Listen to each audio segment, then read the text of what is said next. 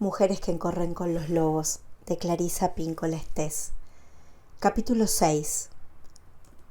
El hallazgo de la manada. La dicha de la pertenencia. El patito feo. A veces, a la mujer salvaje, la vida le falla desde el principio. Muchas mujeres son hijas de unos progenitores que en su infancia las estudiaban preguntándose cómo era posible que aquella pequeña intrusa hubiera conseguido introducirse en la familia. Otros progenitores se pasaban el rato con los ojos en blanco sin prestar la menor atención a su hija, o bien la maltrataban o la miraban con frialdad. Las mujeres que han pasado por esta experiencia tienen que animarse. Se han vengado, siendo sin culpa por su parte, un engorro al que los padres han tenido que criar y una espina clavada permanentemente en sus costados. Y hasta es muy posible que hoy en día sean capaces de causarles un profundo temor cuando llaman a su puerta. No está del todo mal como justo castigo infligido por la inocente. Hay que dedicar menos tiempo a pensar en lo que ellos no dieron y más tiempo a buscar a las personas que sí nos corresponden. Es muy posible que una persona no pertenezca en absoluto a su familia biológica. Es muy posible que desde un punto de vista genético pertenezca a su familia, pero por temperamento se incorpore a otro grupo de personas. También cabe la posibilidad de que alguien pertenezca aparentemente a su familia, pero su alma se escape dando un salto, corra calle abajo y sea glotonamente feliz zampándose pastelillos espirituales en otro sitio. Hans Christian Andersen escribió docenas de cuentos literarios acerca de los huérfanos. Era un gran defensor de los niños perdidos y abandonados y un firme partidario de la búsqueda de los que son como nosotros. Su versión del Patito Feo se publicó por primera vez en 1845. El antiguo tema del cuento es el de lo insólito y lo desvalido, una semi-historia perfecta para la mujer salvaje. En los últimos 2 siglos, el Patito Feo ha sido uno de los pocos cuentos que han animado a varias generaciones sucesivas de seres extraños a resistir hasta encontrar a los suyos. Es lo que yo llamaría un cuento psicológico y espiritual de raíz, es decir, un cuento que contiene una verdad tan fundamental para el desarrollo humano que sin la asimilación de este hecho, el ulterior progreso de una persona sería muy precario y ésta no podría prosperar del todo desde un punto de vista psicológico si no resuelve primero esta cuestión. He aquí, por tanto, el Patito Feo que yo escribí como cuento literario, basándome en la extravagante versión original relatada en lengua magiar por las Falusias Meseloc, las rústicas narradoras de cuento de mi familia. Y ahí vamos con el Patito Feo. Se acercaba la estación de la cosecha. Las viejas estaban confeccionando unas muñequitas verdes con gavillas de maíz. Los viejos remendaban las mantas. Las muchachas bordaban sus vestidos blancos con flores de color rojo sangre. Los chicos cantaban mientras aventaban el dorado heno. Las mujeres tejían unas ásperas camisas para el cercano invierno. Los hombres ayudaban a recoger, arrancar, cortar y cavar los frutos que el campo había ofrecido. El viento estaba empezando a arrancar las hojas de los árboles. Cada día un poquito más. Y allá abajo, en la orilla del río, una mamá pata estaba empollando sus huevos. Para la pata todo marchaba según lo previsto, hasta que al final, uno a uno, los huevos empezaron a estremecerse y a temblar. Los cascarones se rompieron y los patitos salieron tambaleándose. Pero quedaba todavía un huevo muy grande, inmóvil, como la piedra. Pasó por allí una vieja pata y la mamá pata le mostró su nueva prole. ¿A qué son bonitos?, preguntó la mamá pata con orgullo. Pero la vieja pata se fijó en el huevo que no se había abierto y trató de disuadir a su amiga de que siguiera empollándolo. «Es un huevo de pavo», sentenció la vieja pata. «No es un huevo apropiado. A un pavo no se le puede meter en el agua, ¿sabes?». Ella lo sabía, porque lo había intentado una vez. Pero la pata pensó que puesto que ya se había pasado tanto tiempo empollándolo, no le molestaría hacerlo un poco más. «Eso no es lo que me preocupa», dijo. «¿Sabes que el muy bribón del padre de estos patitos no ha venido a verme siquiera una sola vez?» Al final, el enorme huevo empezó a estremecerse y a vibrar. La cáscara se rompió y apareció una inmensa y desgarbada criatura. Tenía la piel surcada por unas tortuosas venas rojas y azules. Las patas eran de color morado claro y sus ojos eran de color rosa transparente.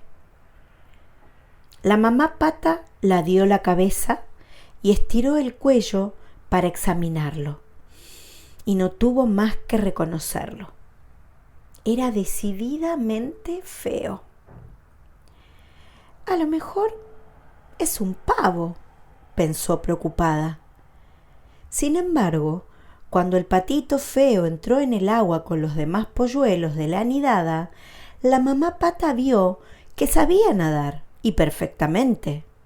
«Sí, es uno de los míos, a pesar de ese aspecto tan raro que tiene, aunque bien mirado, me parece casi guapo». Así pues, lo presentó a las demás criaturas de la granja. Pero antes de que pudiera darse cuenta, otro pato cruzó como una exhalación el patio y picoteó al patito feo directamente en el cuello. «¡Detente!», gritó la mamá pata. Pero el matón replicó: «¡Ah! Es tan feo y tan raro que necesita que lo intimiden un poco». La reina de los patos, con su cinta roja en la pata, comentó: «Vaya, otra nidada. Como si no tuviéramos suficientes bocas que alimentar. Ay, aquel de allí tan grande y tan feo. Tiene que ser una equivocación». «No es una equivocación», dijo la mamá pata. «Será muy fuerte. Lo que ocurre es que ha pasado demasiado tiempo en el huevo y aún está un poco deformado. Pero todo se arreglará, ya lo verás», añadió la mamá pata, alisando las plumas del patito feo y lamiéndole los remolinos de plumas que le caían sobre la frente. Sin embargo, los demás hacían todo lo posible por hostigar de 1000 maneras al patito feo. Se le echaban encima volando, lo mordían, lo picoteaban, le silbaban, le gritaban. Conforme pasaba el tiempo, el tormento era cada vez peor. El patito se escondía, procuraba esquivarlos, zigzagueaba de derecha a izquierda, pero no podía escapar. Era la criatura más desdichada que jamás hubiera existido en el mundo. Al principio, su madre lo defendía, pero después hasta ella se cansó y exclamó un día exasperada: «Ojalá te fueras de aquí». Entonces el patito huyó, con casi todas las plumas alborotadas y un aspecto extremadamente lastimoso. Corrió sin parar hasta que llegó a una marisma. Allí se tendió al borde del agua con el cuello estirado, bebiendo agua de vez en cuando. 2 gansos lo observaban desde los cañaverales. «Oye tú, feucho», le dijeron en tono de burla, «¿quieres venir con nosotros al siguiente condado? Allí hay un montón de ocas solteras para elegir». De repente se oyeron unos disparos. Los gansos cayeron con un sordo rumor y el agua de la marisma se tiñó de rojo con su sangre. El patito feo se sumergió mientras a su alrededor sonaban los disparos, se oían los ladridos y el aire se llenaba de humo. Al final, la marisma quedó en silencio y el patito corrió y se fue volando lo más lejos que pudo. Al anochecer llegó a una pobre choza. La puerta colgaba de un hilo y había más grietas que paredes. Allí vivía una vieja andrajosa con su gato despeinado y una gallina bizca. El gato se ganaba el sustento cazando ratones y la gallina se lo ganaba poniendo huevos. La vieja se alegró de haber encontrado un pato. A lo mejor pondrá huevos, pensó, y si no los pone, podremos matarlo y comérnoslo. El pato se quedó allí donde constantemente lo atormentaban el gato y la gallina, los cuales le preguntaban: «¿De qué sirve si no puedes poner huevos y no sabes cazar?». «A mí lo que más me gusta es estar debajo», dijo el patito, lanzando un suspiro, «debajo del vasto cielo azul o debajo de la fría agua azul». El gato no comprendía qué sentido tenía permanecer debajo del agua y criticaba al patito por sus estúpidos sueños. La gallina tampoco comprendía qué sentido tenía mojarse las plumas y también se burlaba del patito. Al final, el patito se convenció de que allí no podía gozar de paz y entonces se fue camino abajo para ver si allí había algo mejor. Y llegó a un estanque y mientras nadaba notó que el agua cada vez estaba más fría. Una bandada de criaturas volaba por encima de su cabeza. Eran las más hermosas que él jamás había visto. Desde arriba le gritaban, y el hecho de oír sus gritos hizo que el corazón le saltara de gozo y se le partiera de pena al mismo tiempo. Les contestó con un grito que jamás había emitido anteriormente. En su vida había visto unas criaturas más bellas y nunca se había sentido más desvalido. Dio vueltas y más vueltas en el agua para contemplarlas hasta que ellas se alejaron volando y se perdieron de vista. Entonces descendió al fondo del lago y allí se quedó acurrucado, temblando. Estaba desesperado, pues no acertaba a comprender el ardiente amor que sentía por aquellos grandes pájaros blancos. Se levantó un viento frío que sopló durante varios días y la nieve cayó sobre la escarcha. Los viejos rompían el hielo de las lecheras y las viejas hilaban hasta altas horas de la noche. Las madres amamantaban a 3 criaturas a la vez a la luz de las velas, y los hombres buscaban a las ovejas bajo los blancos cielos a medianoche. Los jóvenes se hundían hasta la cintura en la nieve para ir a ordeñar, y las muchachas creían ver los rostros apuestos de jóvenes en las llamas de fuego de la chimenea mientras preparaban la comida. Allá abajo, en el estanque, el patito tenía que nadar en círculos cada vez más rápidos para conservar su sitio en el hielo. Una mañana, el patito se encontró congelado en el hielo y fue entonces cuando comprendió que se iba a morir.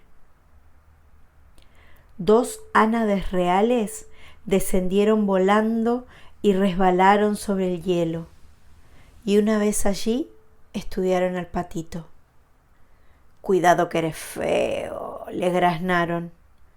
«Es una pena. No se puede hacer nada por lo que son como tú». Y se alejaron volando. Por suerte, pasó un granjero y liberó al patito rompiendo el hielo con su bastón. Tomó en brazos al patito, se lo colocó bajo la chaqueta y se fue a casa con él. En la casa del granjero, los niños alargaron las manos hacia el patito, pero el patito tenía miedo y voló hacia las vigas, y todo el polvo que había allí acumulado se cayó sobre la mantequilla. Y desde allí se sumergió directamente en la jarra de la leche. Y cuando salió todo mojado y aturdido, cayó en el tonel de la harina. La esposa del granjero lo persiguió con la escoba mientras los niños se partían de risa. El patito salió a través de la gatera y una vez en el exterior se tendió medio muerto sobre la nieve. Desde allí siguió adelante con gran esfuerzo hasta que llegó a otro estanque y a otra casa, y a otro estanque y a otra casa. Y se pasó todo el invierno de esta manera, alternando entre la vida y la muerte. Así volvió el suave soplo de la primavera. Las viejas sacudieron los lechos de pluma y los viejos guardaron sus calzoncillos largos. Los niños nacieron en mitad de la noche mientras los padres paseaban por el patio bajo el cielo estrellado. De día, las muchachas se adornaban el pelo con narcisos y los muchachos contemplaban los tobillos de las chicas. Y en un cercano estanque, el agua empezó a calentarse y el patito feo que flotaba en ella extendió sus alas. Qué grandes y fuertes eran sus alas. Lo levantaron muy alto, por encima de la tierra. Desde el aire vio los huertos cubiertos por sus blancos mantos. Vio a los granjeros arando y toda suerte de criaturas, empollando, avanzando a trompicones, zumbando y nadando.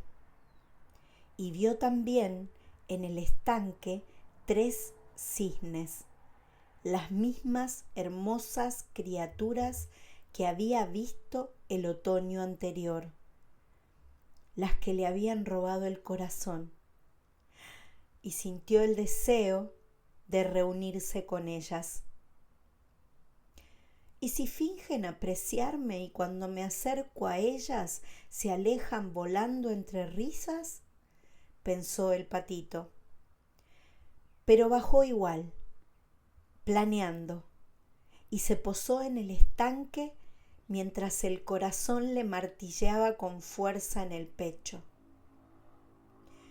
En cuanto lo vieron, los cisnes se acercaron nadando hacia él. No cabe duda de que estoy a punto de alcanzar mi propósito, pensó el patito. Pero si me tienen que matar, prefiero que lo hagan estas hermosas criaturas y no los cazadores, las mujeres de los granjeros o los largos inviernos. Y entonces inclinó la cabeza para esperar los golpes. Pero, oh prodigio, en el espejo del agua vio reflejado un cisne en todo su esplendor. Plumaje blanco como la nieve, ojos negros como las endrinas y todo lo demás. Al principio, el patito feo no se reconoció, pues su aspecto era el mismo que el de aquellas preciosas criaturas que tanto había admirado desde lejos. Y resultó que sí, que era una de ellas. Su huevo había rodado accidentalmente hacia el nido de una familia de patos. Pero él era un cisne, un espléndido cisne. Y por primera vez los de su clase se acercaron a él y lo acariciaron suave y amorosamente con las puntas de sus plumas, y le atusaron las plumas con sus picos y nadaron repetidamente a su alrededor en señal de saludo. Y los niños que se acercaron para arrojar migas a los cisnes exclamaron: ¡Hay uno nuevo! ¡Hay uno nuevo! Y tal como suelen hacer los niños en todas partes, corrieron a anunciarlo a todo el mundo. Y las viejas bajaron al estanque y se soltaron sus largas trenzas plateadas. Y los mozos recogieron con el cuenco de sus manos el agua verde del lago y se la arrojaron a las mozas, quienes se ruborizaron como pétalos. Los hombres dejaron de ordeñar simplemente para aspirar bocanadas de aire, y las mujeres abandonaron sus remiendos para reírse con sus compañeros, y los viejos contaron historias sobre la longitud de las guerras y la brevedad de la vida. Y uno a uno, a causa de la vida, la pasión y el paso del tiempo, todos se alejaron danzando. Los mozos y las mozas se alejaron danzando. Los viejos, los maridos y las esposas también se alejaron danzando. Los niños y los cisnes se alejaron danzando y nos dejaron solos con la primavera. Y allá abajo, junto a la orilla del río, otra mamá pata empezó a empollar los huevos de su nido. El problema del exiliado es muy antiguo. Muchos cuentos de hadas y mitos se reflejan en el tema del proscrito.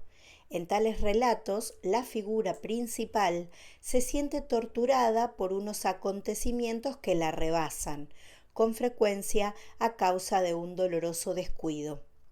En La Bella Durmiente, la 13ª hada es olvidada y no se la invita al bautizo, lo cual da lugar a que la niña sea objeto de una maldición que exigía a todo el mundo de una manera u otra forma.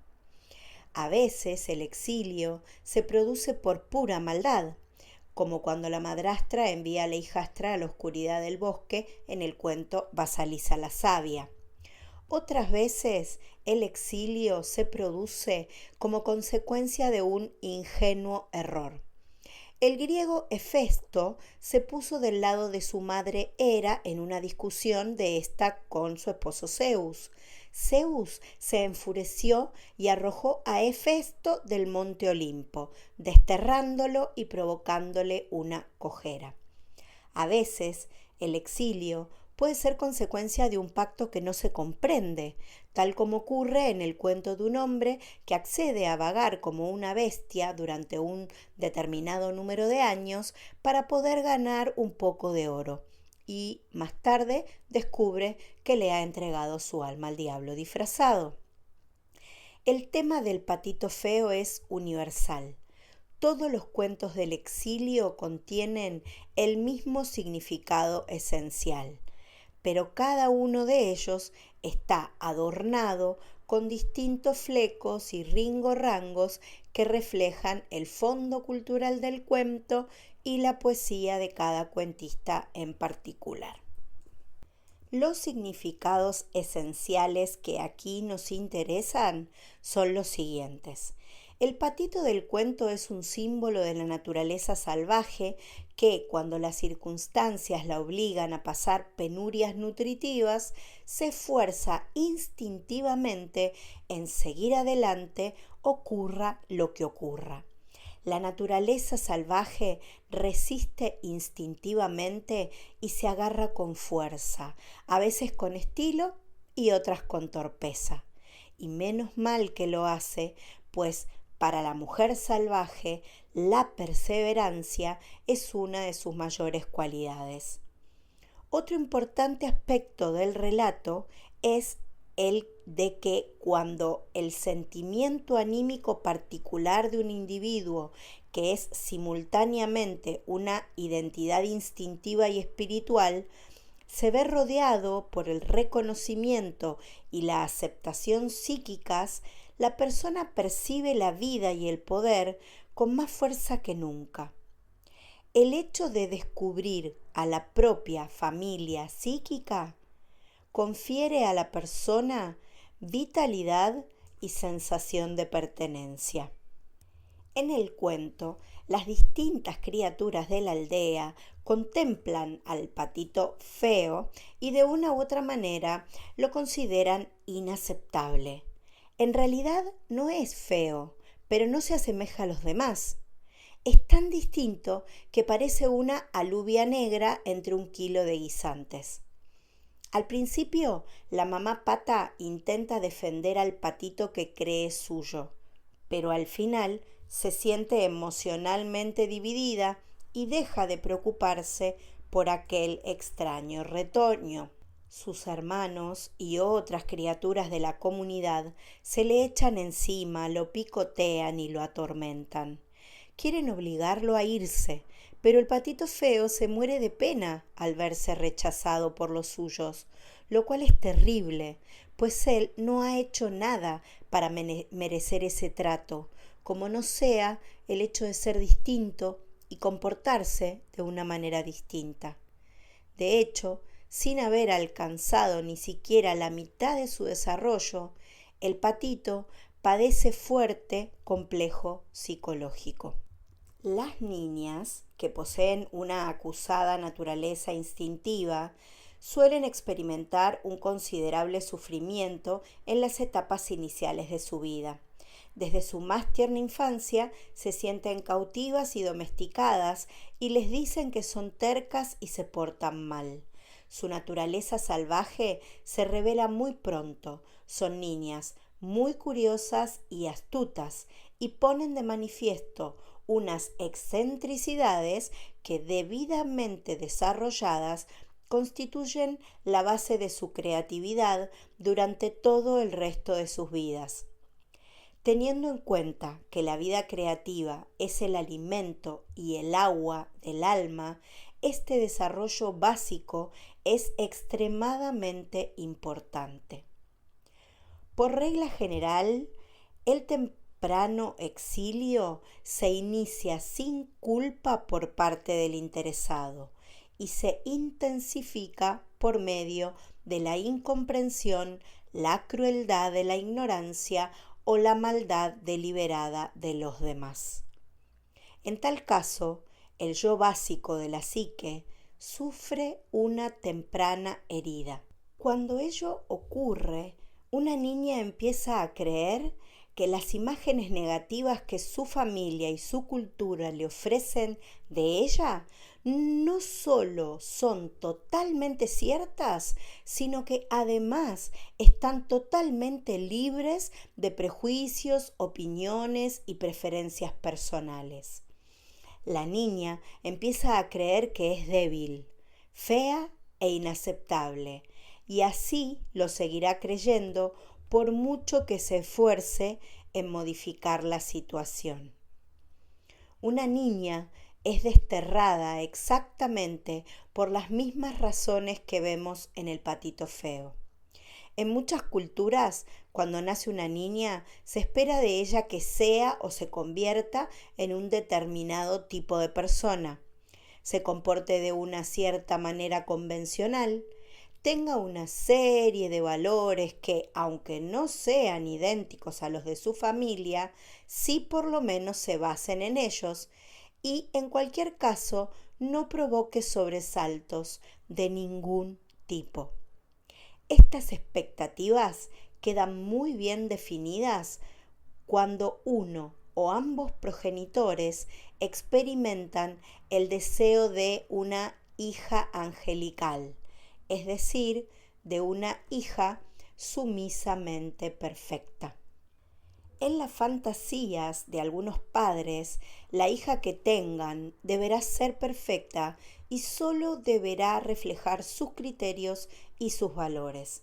Por desgracia, si la niña sale salvaje, ésta deberá padecer los repetidos intentos de sus padres de someterla a una operación quirúrgica psíquica, en su afán de recrearla y de modificar lo que el alma le pide a la niña.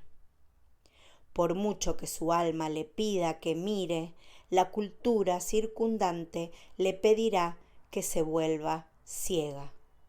Y aunque su alma quiera decirle la verdad, ella se verá obligada a guardar silencio. Pero ni el alma ni la psique de la niña se pueden adaptar a tales exigencias. La insistencia en que se porte de forma apropiada, cualquiera que sea la definición que pueda dar de ello la autoridad, puede obligar a la niña a huir o a ocultarse bajo tierra o a vagar durante mucho tiempo en busca de un lugar en el que pueda encontrar alimento y paz. Cuando la cultura define minuciosamente lo que constituye el éxito o la deseable perfección en algo, el aspecto, la estatura, la fuerza, la forma, el poder adquisitivo, la economía, la virilidad, la feminidad, los buenos hijos, la buena conducta, las creencias religiosas. Cuando la cultura define, en la psique de todos los miembros de esa cultura se define y se produce una introyección de los mandatos correspondientes con el fin de que las personas puedan acomodarse a dichos criterios. Por consiguiente, el tema de la mujer salvaje exiliada suele ser doble: interior y personal, y exterior y cultural. Vamos a analizar aquí el tema del exilio interior, pues cuando el sujeto adquiere la necesaria fuerza, no una fuerza perfecta, sino una fuerza moderada e idónea, pasa a ser él mismo y encontrar el lugar que le corresponde. Puede influir magistralmente en la comunidad exterior y en la conciencia cultural. ¿Qué es una fuerza moderada? Esta es la que se posee cuando la madre interior que cuida a la persona no sabe al 100% lo que hay que hacer a continuación. Basta con que lo sepa al 75% y el 75% es un porcentaje aceptable. Recuerda que decimos que una planta está florida tanto si se encuentra a la mitad como si se encuentra a 3/4 o en la plenitud de su ciclo de floración. Y ahora vamos a hablar de las clases de madres. Aunque la madre del cuento se puede interpretar como un símbolo de la madre exterior, la mayoría de las personas que ahora son adultas han recibido de su madre real el legado de la madre interior.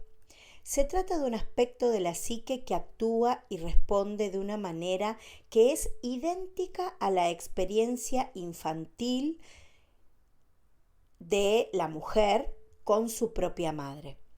Además, la madre interior está hecha no solo de la experiencia de la madre personal, sino también de las de otras figuras maternas de nuestra vida y de las imágenes culturales que se tenían de la buena madre y de la mala madre en la época de nuestra infancia.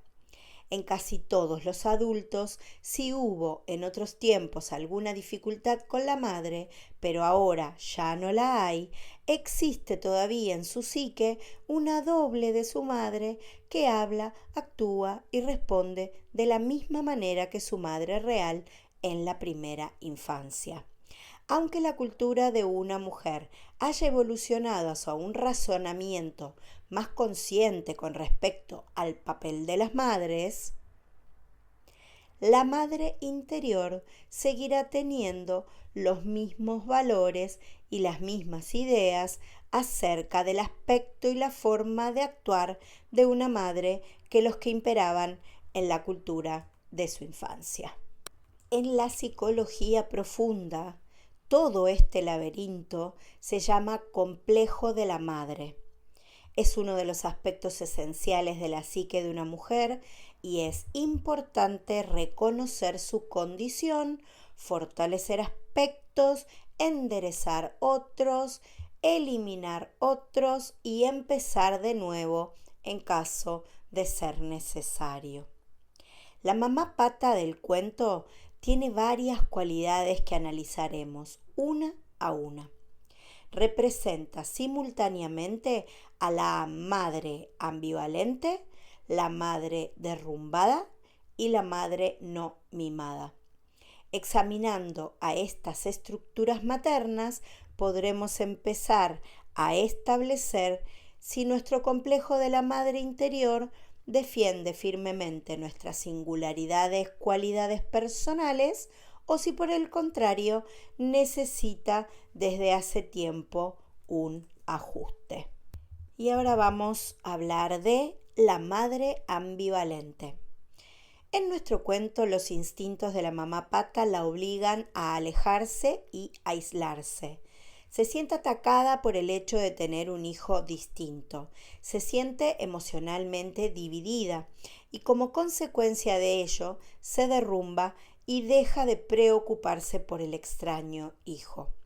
Aunque al principio intenta mantenerse firme, la otredad del patito pone en peligro su seguridad dentro de la comunidad y entonces esconde la cabeza y se zambulle. ¿No habéis visto alguna vez a una madre obligada a tomar semejante decisión, si no en su totalidad, por lo menos en parte? La madre se doblega a los deseos de la aldea, en lugar de tomar partido por su hijo. En la actualidad, muchas madres siguen actuando de acuerdo con los antiguos temores de las mujeres que le han precedido a lo largo de los siglos. Ser excluida de la comunidad equivale a ser ignorada y mirada con recelo en el mejor de los casos, y ser perseguida y destruida en el peor. Una mujer en semejante ambiente suele intentar moldear a su hija de tal manera que se comporte como es debido en el mundo exterior, esperando con ello salvar a la hija y salvarse a sí misma del ataque. De esta manera, la madre y la hija están divididas. En el patito feo, la mamá pata está psíquicamente dividida y ello da lugar a que se sienta atraída en distintas direcciones. En eso consiste precisamente la ambivalencia. Cualquier madre que haya sido atacada alguna vez se identificará con ella. Una atracción es su deseo de ser aceptada por su aldea. Otra es su instinto de supervivencia. La tercera es su necesidad de reaccionar ante el temor de que ella y su hija sean castigadas, perseguidas o matadas por los habitantes de la aldea. Este temor es una respuesta normal a una amenaza anormal de violencia psíquica o física. La cuarta atracción es el amor instintivo de la madre por su hija y su deseo de proteger a esta hija. En las culturas punitivas es frecuente que las mujeres se debatan entre el deseo de ser aceptadas por la clase dominante, su aldea, y el amor de su hijo, tanto si se trata de un hijo simbólico como si se trata de un hijo creativo o de un hijo biológico. La historia es muy antigua. Muchas mujeres han muerto psíquica y espiritualmente en su afán de proteger a un hijo no aceptado, el cual puede ser su arte, su amante, sus ideas políticas, sus hijos o su vida espiritual. En casos extremos, las mujeres han sido ahorcadas, quemadas en la hoguera y asesinadas por haber desafiado los preceptos de la aldea y haber protegido al hijo no sancionado. La madre de un hijo que es distinto tiene que poseer la resistencia de Sísifo, el terrorífico aspecto de los cíclopes y el duro pellejo de Calibán, para ir a contracorriente de una cultura estrecha de miras.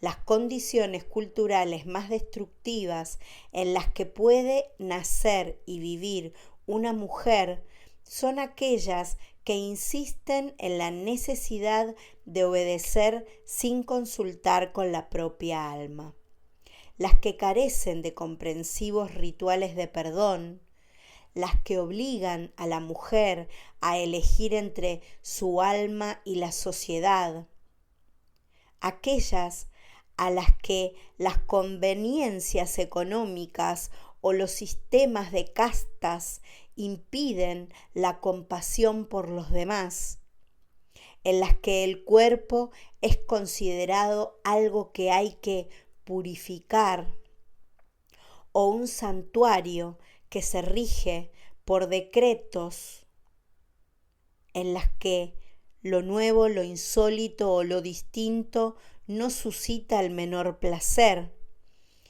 en las que la curiosidad y la creatividad son castigadas y denostadas en lugar de premiadas, o en las que solo se premian si el sujeto no es mujer. Aquellas en las que se someten actos dolorosos contra el cuerpo, unos actos que encima se llaman sagrados, o aquellas en las que la mujer es castigada injustamente por su bien, tal como lacónicamente dice Alice Miller, y en las que el alma no se considera un ente de pleno derecho. Es posible que la mujer que tiene en su psique esta madre ambivalente ceda con demasiada facilidad y tema asumir una postura, exigir respeto, ejercer su derecho a hacer las cosas, aprenderlas y vivirlas a su manera. Tanto si estas cuestiones derivan de una estructura interior como si proceden de la cultura exterior, para que la función materna pueda resistir semejantes presiones, la mujer tiene que poseer ciertas cualidades agresivas que en muchas culturas se consideran masculinas. Por desgracia, durante varias generaciones, la madre que deseaba ganar el aprecio de los demás para su propia persona y para sus hijos, necesitaba las cualidades que le estaban expresamente prohibidas: vehemencia, intrepidez y fiereza.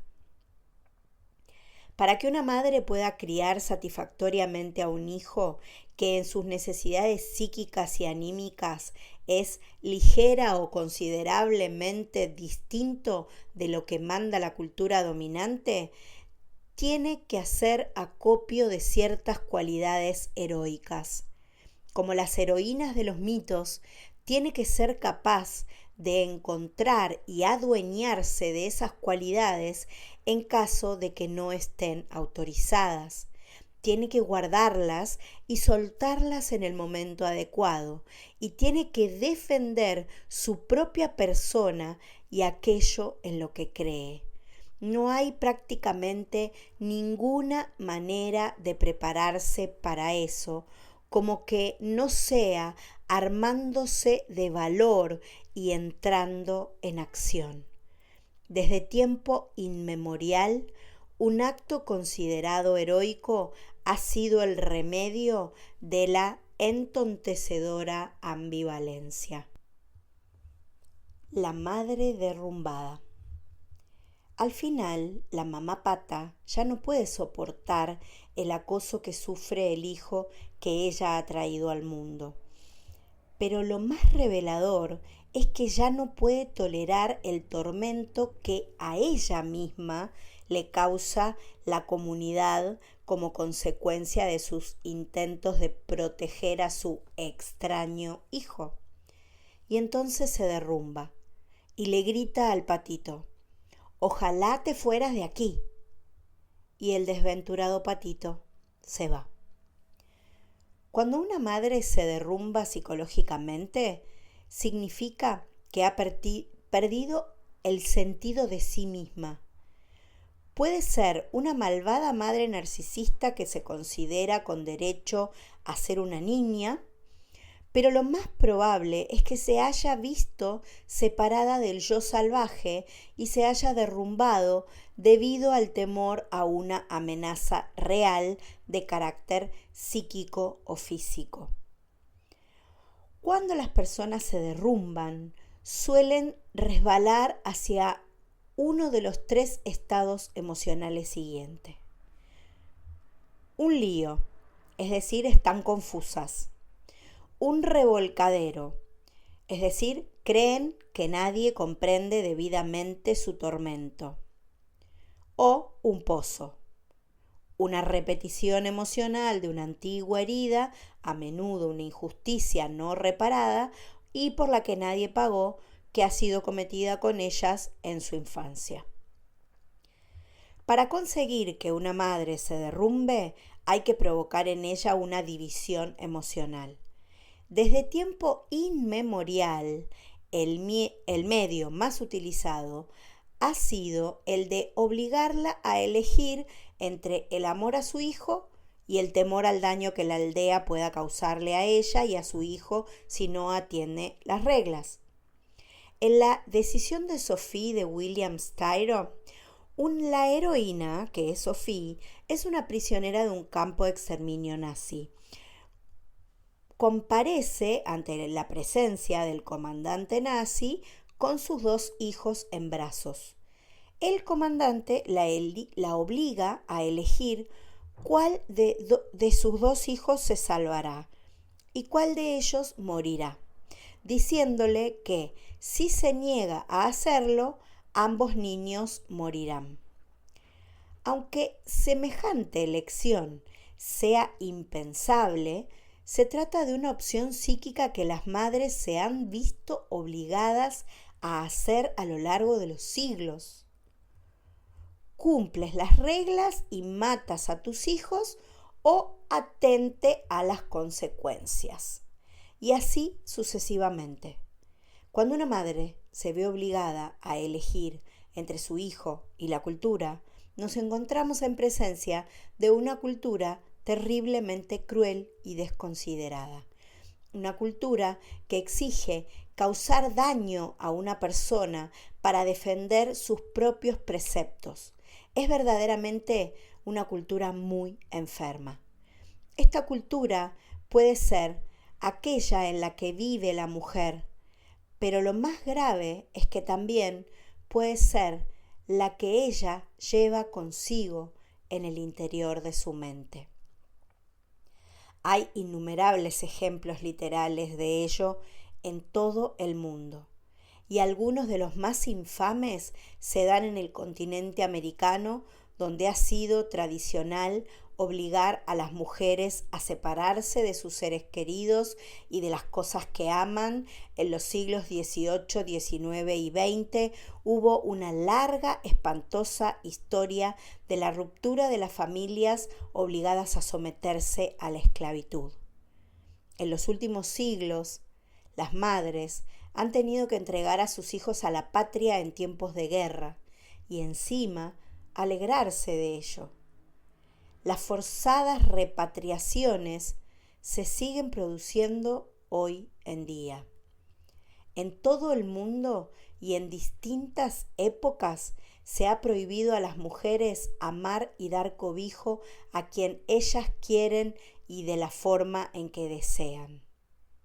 Una de las opresiones contra la vida espiritual de las mujeres de la que menos se habla es la de millones de madres solteras en todo el mundo. Incluso menos se habla de que eso sucede en Estados Unidos, que solo en este siglo se han visto estas madres obligadas por la moral dominante a ocultar su condición o a esconder a sus hijos o bien matarlos o renunciar a ellos o a vivir mal bajo una falsa identidad como ciudadanas humilladas y privadas de todo derecho. Durante muchas generaciones, las mujeres han aceptado el papel de seres humanos legitimizados a través de su matrimonio con un hombre. Se han mostrado de acuerdo en que una persona no es aceptable a menos que así lo decida un hombre. Sin la protección masculina, la mujer es vulnerable. Es curioso que en El Patito Feo al padre se le mencione solo una vez, cuando la madre estaba empollando el huevo del patito y se queja del comportamiento del padre de sus crías. El muy bribón no ha venido a visitarme ni una sola vez. Durante mucho tiempo en nuestra cultura, lamentablemente y por distintas razones, el padre no ha podido o no ha querido, por desgracia, estar disponible para nadie, ni siquiera para sí mismo. Se podría decir con razón que para muchas niñas salvajes el padre era un hombre derrumbado, una simple sombra que todas las noches se colgaba en el armario junto con su abrigo. Cuando una mujer tiene en el interior de su psique o en la cultura en la que vive la imagen de una madre derrumbada, suele dudar de su propia valía. Puede pensar que el hecho de escoger entre la satisfacción de sus exigencias externas y las exigencias de su alma es una cuestión de vida o muerte. Puede sentirse como una atormentada forastera que no pertenece a ningún lugar, lo cual es relativamente normal en un exiliado, pero lo que en modo alguno es normal es sentarse a llorar sin hacer nada al respecto. Hay que levantarse e ir en busca del lugar al que una pertenece. Para un exiliado, este es siempre el siguiente paso, y para una mujer con una madre derrumbada en su interior, es el paso esencial. La mujer que tiene una madre derrumbada debe negarse a convertirse en lo mismo.